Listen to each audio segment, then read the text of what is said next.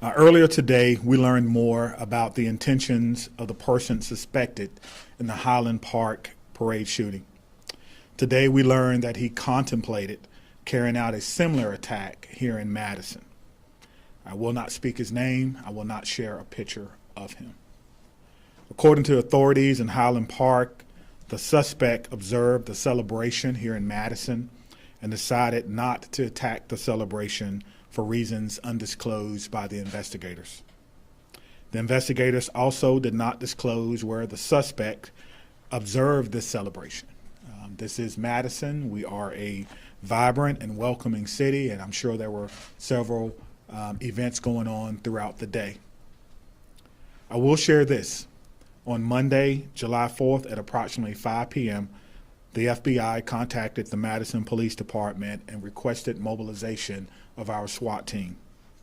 They believe the suspect could be in the Madison area.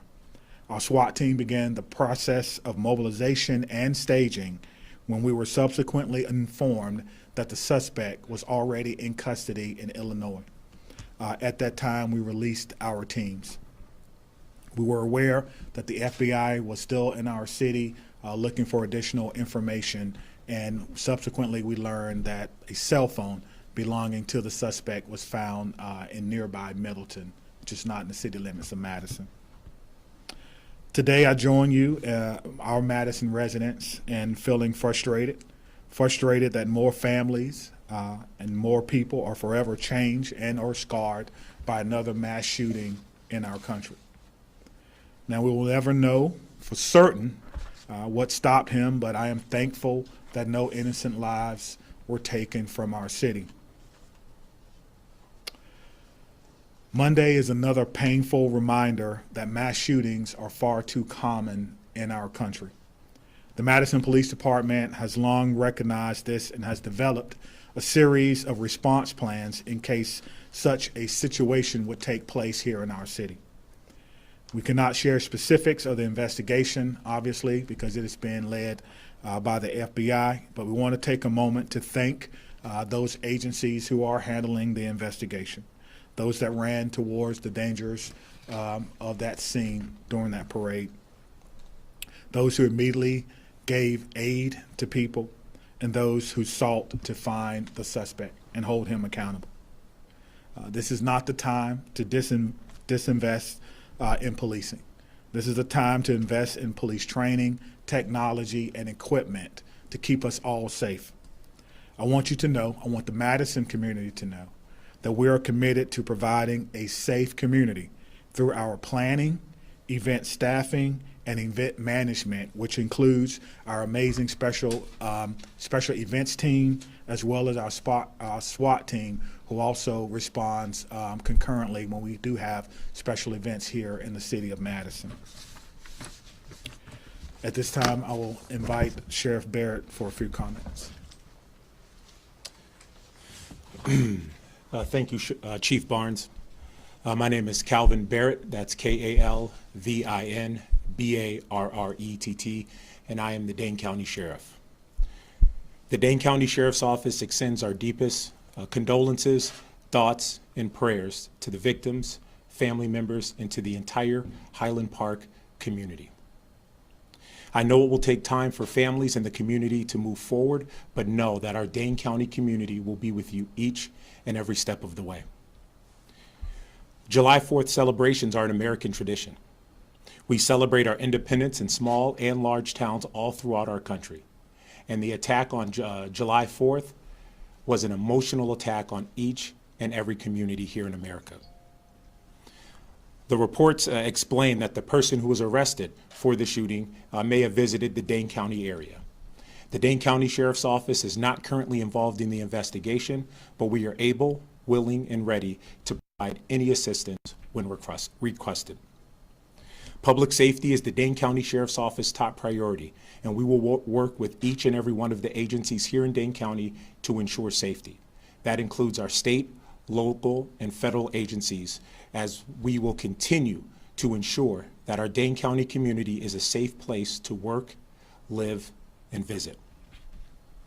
We encourage all of our Dane County residents and visitors to continue to be vigilant and support or report any suspicious activity if seen. If you see something, say something by calling 911. And this isn't just for adults. This is for children, teenagers on social media platforms. If you see something or read something that is concerning, please call 911 and let us know immediately so we can intervene. The Dane County Sheriff's Office will continue our proactive approaches to violence reduction by hosting free active assailant preparedness training for community organizations. Community members can sign up for the free training by visiting the Dane County Sheriff's Office website at danesheriff.com, clicking on resources, then clicking on emergency preparedness. The Dane County Sheriff's Office will continue our efforts to reduce gun violence by collaborating with the Madison Police Department and holding a gift cards for guns buyback program on Saturday, August 13th at the Alliant Energy Center. Gun owners can turn in any unwanted, unused, or unnecessary guns in return for gift cards to purchase gasoline or groceries. There are too many guns in the hands of people who shouldn't have them, and we in America must confront head-on the epidemic of gun violence that threatens our lives each and every day. Know that the Dane County Sheriff's Office and every agency here in Dane County, elected officials and community members are working hard in a collaborative effort to ensure that you all can enjoy yourselves at parades, at community events, at school, while you're at work, and while you're in our community safely. And we will not rest until everyone is safe and our streets are peaceful. Thank you again for your time. Mayor Satya Rose Coleman. Thank you, Chief. Thank you, Sheriff. I want to start by expressing my heartfelt condolences to the families of the victims and to the entire community in Highland Park who are mourning those killed and trying to heal from this horrific event. Today's news that a suspected shooter traveled to Madison and contemplated violence here is deeply disturbing and only underscores the fact that we need a national approach to dealing with gun violence. Weapons of war have no place in our community. This time, the shooter wreaked havoc in Highland Park and drove to Madison. Next time, it could be anywhere. On his way here, he drove past hundreds of communities celebrating the 4th of July. All of us are at risk when weapons of war are on our streets. And while I appreciate the bipartisan agreement reached last week, Congress must pass common sense gun safety laws to protect our communities. Assault weapons and large capacity magazines must be banned in our country. Each and every one of us must call on our federal and state representatives to take action and to take action now. We are the only developed country that allows this mayhem to be part of our daily lives. It does not have to be this way. We can make different choices in this country. We should not have to live in fear of gun violence in our schools, on our streets, or at our celebrations. Here in Madison and in cities across the country, we are doing what we can to control illegal guns, to hold people accountable for gun violence, and to invest in violence interruption and violence prevention. But we cannot do this alone. We need Congress to do its job and to protect our communities. Thank you. At this time, we'll field a few questions. Did you ever consider sending out a public notice when you got the notice from the FBI, just any kind of shelter-in-place order if you knew there was some kind of active shooter in the area? No, the FBI was certainly tracking this person. We were not sure where he was at the time, so there would not have been any specific information to put out. Chief, what was the SWAT team doing between 5 and roughly 6:30 when you learned of the arrest, and were you preparing to shut down any city activities or anything that was happening? We were waiting for further direction from the FBI.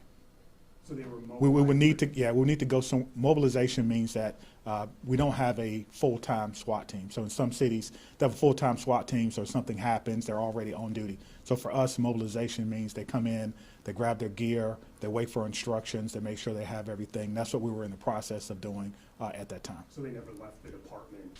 We never left our staging area, no. Give word on a clear timeline of what happened while he was here, between him going to Middleton to lose the phone, to him driving around, to him leaving the area? Do you know any roads that he was on? I know that's going to be a question for the FBI. Certainly as part of their investigation, Highland Park has been giving out information, little bits at the time. Apparently he is cooperating, he is giving information, and so that may be a better question for them. However, we stand ready and willing to give any information to the FBI. We have public space cameras here, obviously. They have access to those, and I'm sure they will work together to put together a timeline. And whether they will give that information to the public, we certainly hope so. I put in a call to their office earlier today, but I have not heard back. They set up a public information line, which I'm sure you have as well, an email, and so I did communicate with them through that. With large gatherings like concerts at the square, are there going to be increased security and law enforcement there? Yeah, we always staff up. We don't really do like skeleton crews. We make sure that we have enough people involved. There's a lot of planning that goes into these events that we have. Some of the events are technically on the property of the Capitol, so the Capitol Police kind of takes the lead from time to time, but we do supplement them as well. And they supplement us as well. I did not mention them earlier, but they are a great partner. Beyond informing them that you have this footage, this video footage throughout the city, are you cooperating with the FBI in any other way right now? Absolutely. We've been working with them since they contacted us on Monday, and anything that they need from us, certainly we can help them with that. But it's not just public space cameras. You know, possibly they may be looking in businesses and things of that nature. However, we're not involved in that investigation, and I'm sure that they'll be happy to provide you with that information. So just to be clear then, you are unaware, or you can't say, or even say what his targets may have been here? I do not know his targets. If you remember from the press conference this morning, they said that they were not going to disclose that. And you don't know how long he was here on July 4th, or what areas of the city he was in? I do not know. I think that's a question for the FBI, but certainly we will assist them in any way that they want. And was it not until this morning at the press conference that you all learned of this potential attack here in the city, or were you aware of this before? We were not aware of his intentions in the city until this morning. Do you know what route he used to travel from Highland area to Madison? I do not know. I do not know. Is Yes, that sir. concerning to you that you were not made aware of this potential before the public news conference? Well, I think it's concerning that anyone would potentially want to hurt someone in Madison, but that could be true for any case. That could be someone that get arrested in Florida right now, and they could have said that, hey, while I was in Madison, I thought about hurting my family member or something of that nature. So yes, it's certainly concerning, but I would have liked to have had a little bit more information, but they're not at liberty to give me that because, again, the incident actually occurred in Highland Park, and quite frankly, we're not involved in that investigation. Yes. With these shootings that continue to happen around the nation, I think community members are getting more and more scared of going out to events like this, and this only pushes that further, right? So what would you say to community members here in Madison? Like, what's going to happen? How are we going to convince people here that it's okay to still go out to celebrations like this? You know, I contemplated that question probably since Monday. You know, it's my responsibility to provide for a safe community. But part of that is also fear of crime as well, where the people feel safe to go out. But I can tell you this, we have a very good police department. We have a police department that's been planning for special events for a very, very long time. In some communities, they have maybe 2 or 3 special events a year. Maybe they have a holiday parade, maybe they do something around Christmas, maybe there's a centennial or something that they plan for. But in Madison, we have special events all the time. And so we have operational plans that are in place. We have command posts that are up. We have special event training. We have a group that I truly trust. And our SWAT team also deploys on some of our special events. These are things that, quite frankly, we don't get into tactics, but they do deploy with us as well. I'm sorry. Let me follow up on that one. Okay. Excuse me. I think it's important to acknowledge that this is a really scary event for people and that it cuts a little closer to home. Thank goodness he didn't do anything here in Madison. But it could have happened. And frankly, right now we know that something like this could happen in any community in the United States of America and does happen on a weekly basis. So yes, people should be aware, they should be afraid that a mass shooting can happen in our community. And I think that it's important for us to not just say, okay, it wasn't us this time, and move on with our lives. We have to demand better from our state and federal government. And it's not going to get better until we do. This is a choice to allow this kind of gun violence in our communities and in our country. And it's not a choice that folks at the local level can reverse. We are going to do the best we can to protect our community. And I have confidence in our police department and our sheriff's department that they are ready and have plans.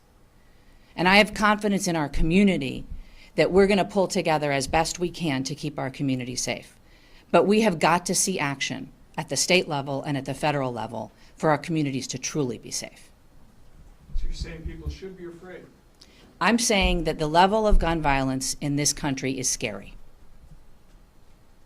Chief Burns, does Madison or Dane County contemplate the possibility of people shooting from rooftops? I mean, is that part of your planning when you have these events that are in public?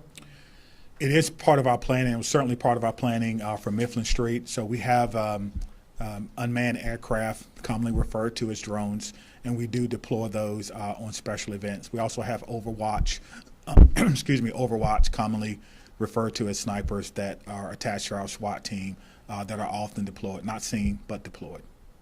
If I could just clarify your response to an earlier question, there are no plans to increase security for events like tonight's concert on the square beyond what the event security is already. Periodically, we certainly do increase presence. Certainly something like this, we will have increased presence. We make everyone aware. And so what we try to do is that we use our on-duty and our off-duty resources. So if you're asking me, will there be an increased presence, I'm telling you that our presence is always adequate. So yes, I hope that answers your question. Yes. So it seems like, with the Buffalo shooting and the shooting that happened here, a lot of this stuff is cybersecurity. A lot of, we're tracking this down, figuring out. They were talking on social media with friends in Discord about this for weeks. It was pre-planned. Was there any divisions you have locally that help to combat that cybersecurity threat? Yeah, so we do have a criminal intelligence unit, and if we receive information, if it's public, we can go on and kind of look, but we do not have a covert unit. We don't have any special software. We're not looking at people's Facebook or Twitter feeds or that sort of thing. But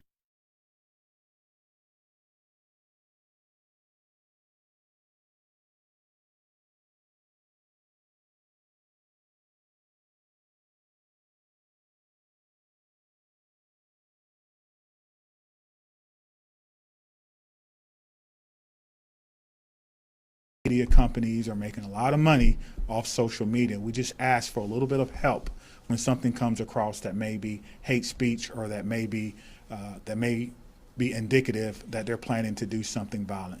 Again, as the sheriff stated, we need everyone's help. Even little children who are on some of these pages, these closed groups and things of that nature that are talking this stuff. It is scary. We're living in a different time now with this social media, and you can post something or say something, and instantly thousands of people, sometimes maybe even millions, will see it or hear it. And I think that words have always had power, and we need to acknowledge that. And cyber words certainly have power. Did you want to say anything about that? Yeah, I would just add on to that. We do too have detectives that work very closely in regards to that and monitor those types of things. But again, nothing on our end that's covert or goes towards affecting anyone's privacy. But we are aware, we are vigilant in what's happening, and we share information and details and data, not only with our own agency, but with other agencies here in Dane County. Add a little bit there. Thank you. I just want to add, I just want to add one thing at the end there, because I really want to emphasize the point here. That if you see something on social media that's concerning to you, that suggests violence, please, please report it.